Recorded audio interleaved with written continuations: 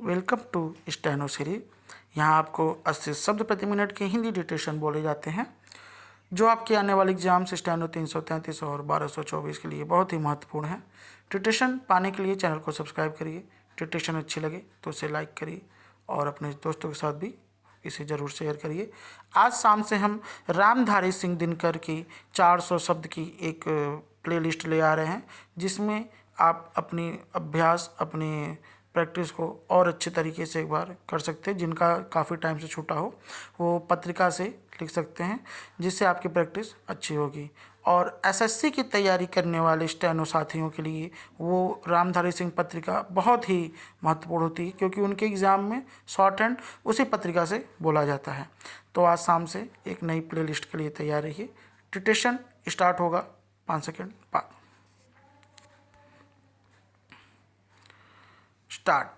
हर साल 28 फरवरी को राष्ट्रीय विज्ञान दिवस मनाया जाता है। इसका मुख्य उद्देश्य देश में विद्यार्थियों की विज्ञान और लोगों को इसके प्रति रुचि बढ़ाना भी है। ऐसा लगता है कि विज्ञान के क्षेत्र में नए नए आविष्कारों से दुनिया में शांति गायब हो रही है और कई बार आशंका होती है कि विज्ञान के तेजी से विकास करने के कारण यह मानव जाति के लिए अभिशाप और संहारक बनता जा रहा है। हमारा देश भी विज्ञान के क्षेत्र में तेजी से आगे बढ़ रहा है। सूरज चांद के बारे में नए नए अध्ययन करने की ओर अग्रसर हो गया है। हमारे देश के वैज्ञानिक भी अमेरिका, चीन आदि उन दूसरे देशों से कम नहीं हैं जो तकनीक और विज्ञान के क्षेत्र में अपने आप को सुपर पावर मानते हैं।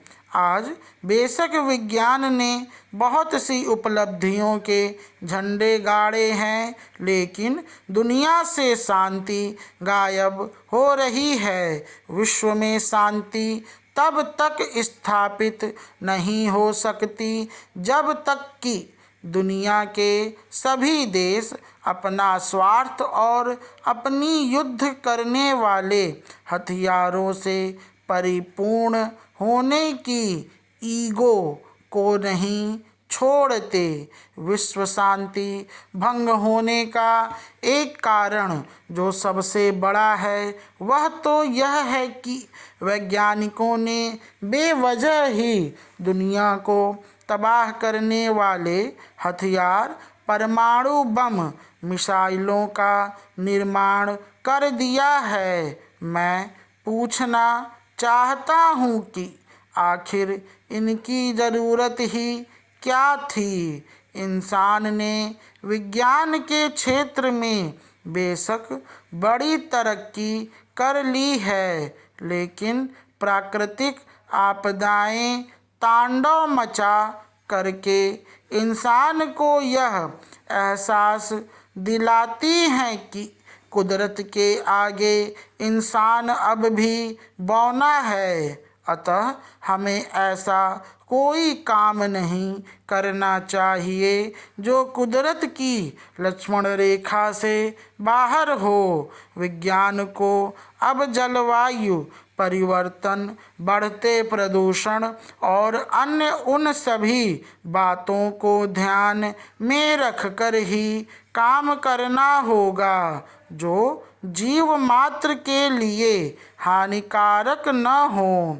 निसंदेह विज्ञान देश की प्रगति और आर्थिक विकास का आधार है। शिक्षा और अनुसंधान के माध्यम से यह नवाचार को निरंतर गति प्रदान करता है। वास्तव में विज्ञान मानव सभ्यता के उज्ज्वल भविष्य की सुदृढ़ नींव है। हालांकि विज्ञान का दुरुपयोग होने की भी आशंका को निराधार नहीं कहा जा सकता और ऐसा होने पर यह विनाशकारी सिद्ध हो सकता है। इसलिए आवश्यक है कि हम वैज्ञानिक सोच अपनाएं और विज्ञान का उपयोग मानवता के कल्याण के लिए करें।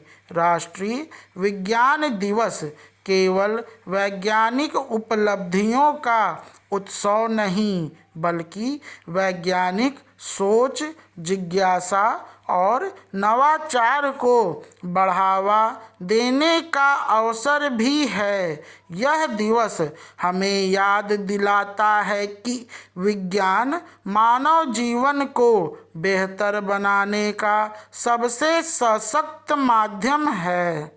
स्टॉप।